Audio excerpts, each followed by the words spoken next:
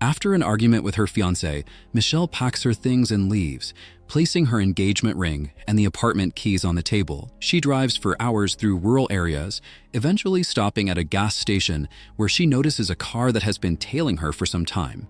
Late at night, her fiancé calls, trying to convince Michelle to return, but she doesn't want to talk and turns on the radio. She hears a news report about widespread power outages. Distracted, she gets into an accident. The car flips over multiple times, and Michelle loses consciousness. Sometime later, she wakes up in a concrete room. An IV is connected to her arm, and her leg is bandaged and restrained by metal chains.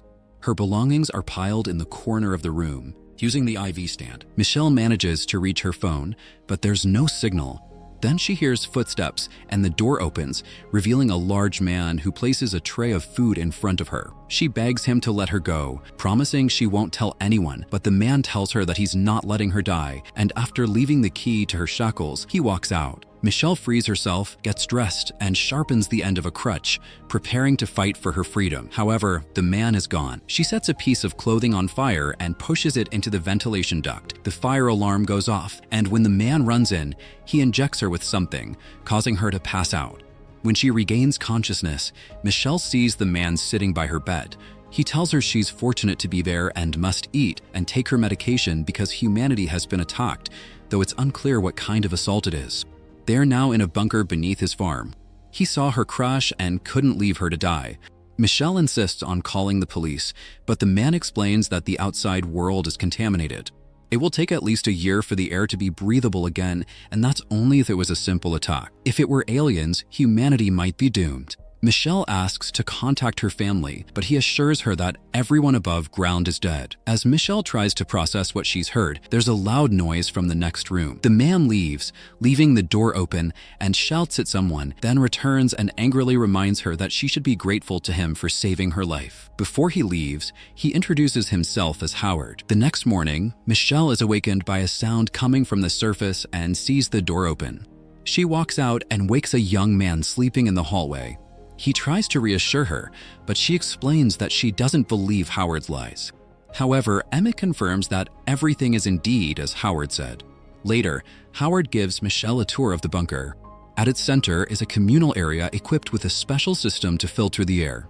There's a library, a TV, and movies on disc. The kitchen is impressive, with an electric stove, fridge, and silverware. The table is a family heirloom. Access to Howard's personal room is forbidden. Michelle uses a makeshift toilet behind a curtain due to Howard's fear of further rebellious actions, such as her earlier attempt to start a fire. Also, water needs to be used sparingly. After the tour, Howard invites her to sit at the table for lunch. Michelle notices a stack of women's magazines, and Howard explains that they belong to Megan, who is no longer with them. Suddenly, Michelle hears a noise outside and guesses it might be a car passing by, but Howard assures her that it's impossible. He's tired of explaining that no one is left above, even though people thought he was crazy when he started building the bunker. He offers Michelle a chance to see for herself, leading her to a staircase. He shows her the bunker door with a small window, revealing a scene of dead pigs with visible sores, evidence of the attack's effects. Howard explains that those were his pigs, which he couldn't save. Then Michelle recognizes his car as the one that had been following her the night of the accident. Howard points out that these doors are always locked and shows her the key. Later, Michelle and Emmett discuss the situation.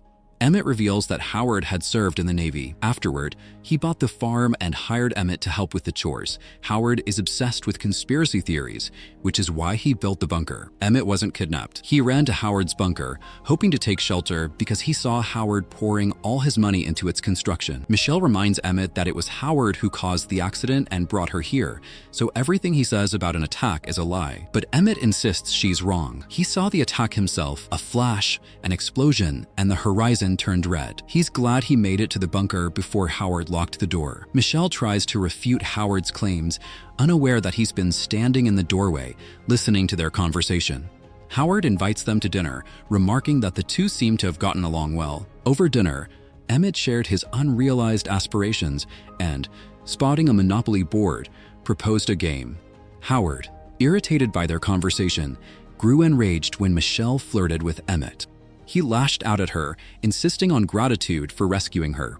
While Howard is scolding them, Michelle manages to steal the keys from his belt. Howard notices her strange behavior and realizes the keys are missing. But before he can react, a noise from above distracts him, and Michelle hits him over the head with a bottle, running for the bunker exit. Emmett shouts after her to stop, but Michelle reaches the door and slips into the airlock just before Howard can catch up. Michelle sees a car approaching the farm. She screams, trying to get the driver's attention, but a woman suffering from a severe skin infection runs to the window, desperately begging to be let into the bunker. Howard refused to let Michelle assist the ailing woman, claiming any help would be futile. The woman's condition confirmed for Michelle that some disaster had truly occurred, so she went back inside the bunker. Howard later confessed to causing Michelle's car crash, but argued that it had ultimately saved her. Howard lends her some of Megan's clothes and sends her to shower since she was near the door. He reveals that he recognized the infected woman as his former neighbor. Since most people knew about his bunker, others may come here too. Howard demands that Michelle stitch up the wound she caused and starts telling funny stories from his time in the Navy. Michelle begins stitching up Howard's wound as he continues to share stories, praising her for her efforts. Later,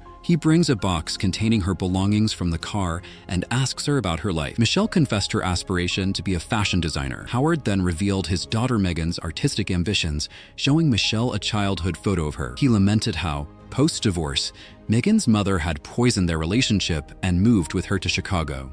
Howard expresses frustration that people don't care about their safety, but at least he tried to protect them. Later, Emmett comforts Michelle, telling her she couldn't have saved the woman outside even if they had let her in. She would have died anyway. They reminisce about their past lives. Emmett, who had been awarded a scholarship to a polytechnic school, admits he got scared and never left for it. Michelle, meanwhile, reveals how her father used to beat her, leaving her terrified of confrontation throughout her life. Emmett reminds her that, despite everything, they're the lucky ones. They survived. Over the next few days, the three of them begin to coexist somewhat peacefully. They play games, prepare meals together, and make small attempts to adjust to their new lives. One day, a loud noise echoes from above. Howard suggests that, if it's the military, it's not Earth military. The flashes they saw earlier were just the first phase. Now, the second phase, clearing out the territories, has begun, likely by alien forces. Suddenly, the air filtration system fails.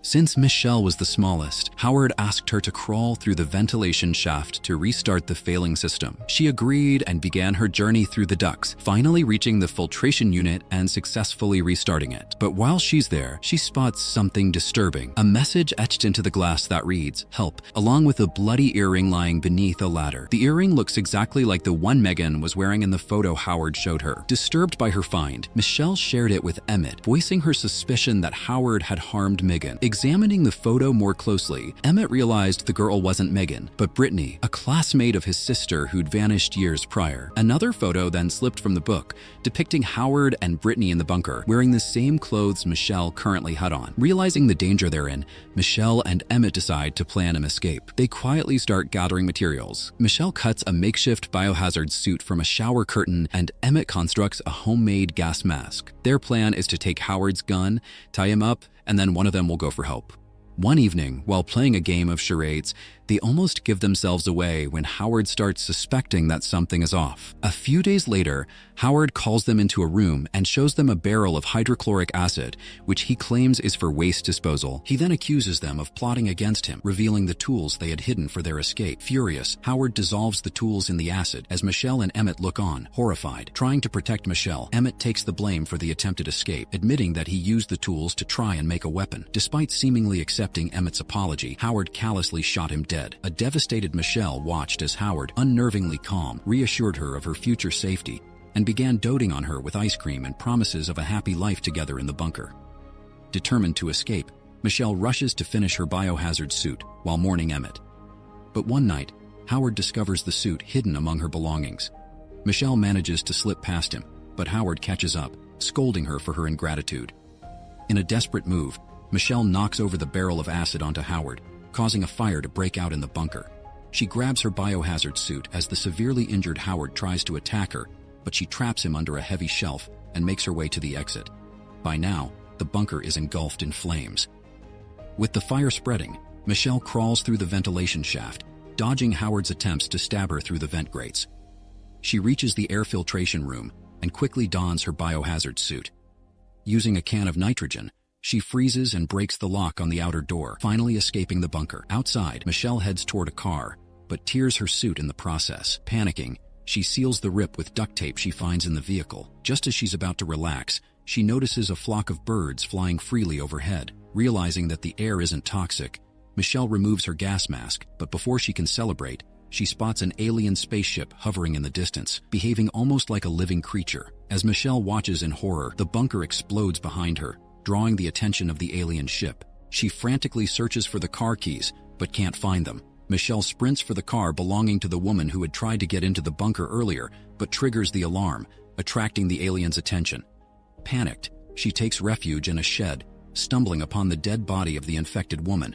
She finds the car keys just as the alien starts trying to break into the shed through a small animal door. Taking advantage of the alien's distraction, Michelle sprints toward Howard's house, but as she reaches it, the alien ship flies overhead, releasing a poisonous gas. Michelle quickly puts on her gas mask and survives the chemical attack.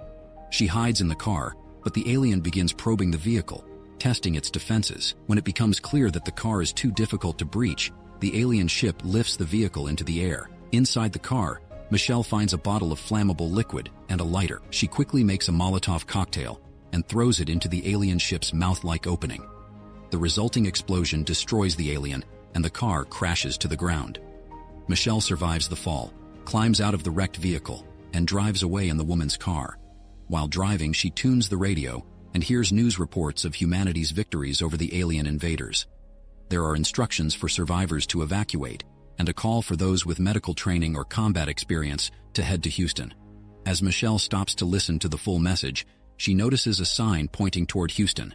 She drives in that direction, determined to help, and as lightning flashes, she glimpses an even larger alien ship looming in the sky. Thank you for watching and subscribe.